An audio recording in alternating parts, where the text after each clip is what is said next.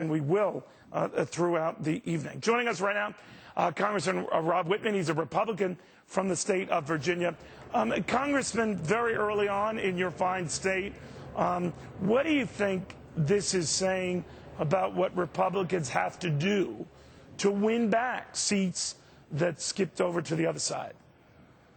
Well, I really think this is an issue where all of us need to be listening very intently to what folks are saying out there. You know, there is a strong undercurrent of discontent about Washington, and people want to make sure that their representatives are plugged in to what their concerns are. You know, what I'm hearing out there is people's high level of frustration about the overstepping here in Washington, the overspending, and they just don't believe that Washington is going in the right direction, and they want to have representatives that are going to be there listening to them and acting on their concerns, and that's really what I think the upcoming elections are going to be about. Are you in a little trouble, sir, though, that they don't have a lot of faith in Republicans? It's not as if they feel like, well, you guys are going to be their savior.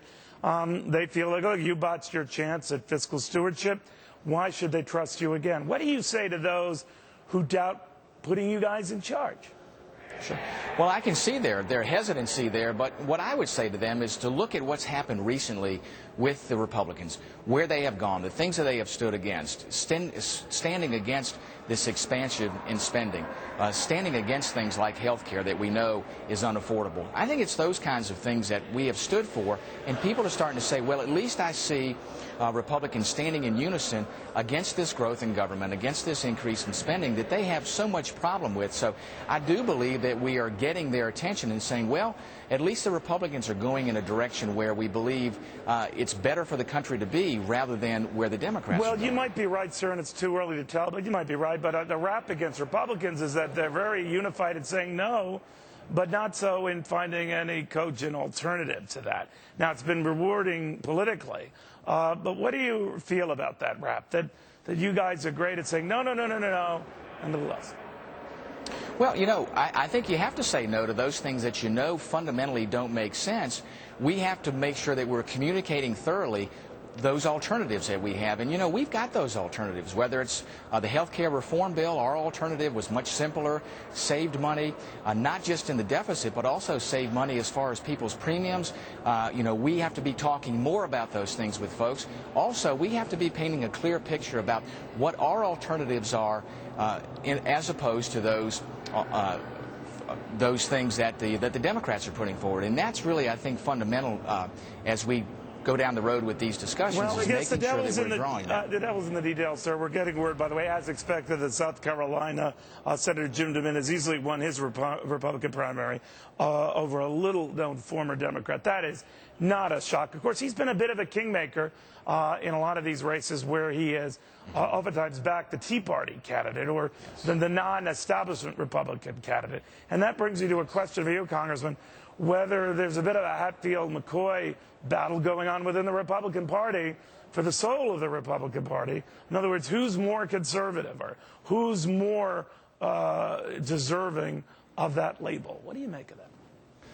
Well, you know, I think there's always a debate of ideas within the Republican Party. I think as we go across the board and we look at the Tea Parties, we look at the Republican folks that are out there in the local committees, I think there's a great exchange of ideas there. I think what's happening is those folks in the Tea Party side are being asked to be involved on the Republican side, and many of those ideas they have in common with local Republican committees. So I'm seeing, you know, a real coming together of those folks and saying, hey, listen, if we're together, we can make sure that we can change the direction of this country. Well, but also the direction of the Republican Party. Congressman, but when I talk to a lot of the Tea Partiers, it isn't expressed in reverse. I mean, I hear guys like you saying, you know, we empathize and relate to these Tea Party values and conservative fiscal stewardship, et cetera. When I ask Tea Partiers about established Republicans, not saying that, you know, you're in that sort of establishment league, sure, but they say, no, it's not return. And when I attend Tea Party rallies, be they in California or in Atlanta, Georgia a few months ago, these guys, I don't know if this is true across the board, Congressman. I suspect they hate everybody. I suspect they're not trustful of anyone. Sure. So how do you bring them into your fold? Well, I think we need to incorporate their ideas, and I think they've got a lot of very good ideas. I think that level of frustration is not unique to the Tea Party folks. They are finding ways to come together to express that frustration. I think what we have to do is to say, listen, come together with us. Let's put together the ideas to make sure we get the country back on track. You know, and I sense their frustration there. They, though, I think, have the ability to get people involved. And a lot of the folks in that Tea Party movement are folks that have never been involved before. And that's what I hear in common from them is, hey, you know, I want to be part of making changes. I want to be part of making sure that my government listens to me. And I think that's where this connection can take place. And that's where the Tea Partiers want to go. And that's where I think they've been very effective. Sarah Palin, Congressman, has been very actively involved in supporting a number of candidates, I believe 9 in various races tonight. Let's say she takes 7 of those 9, or some of the big ones she has back, like Carly Fiorina for Senate in California. Is she due her political dues? Is she due her political chits?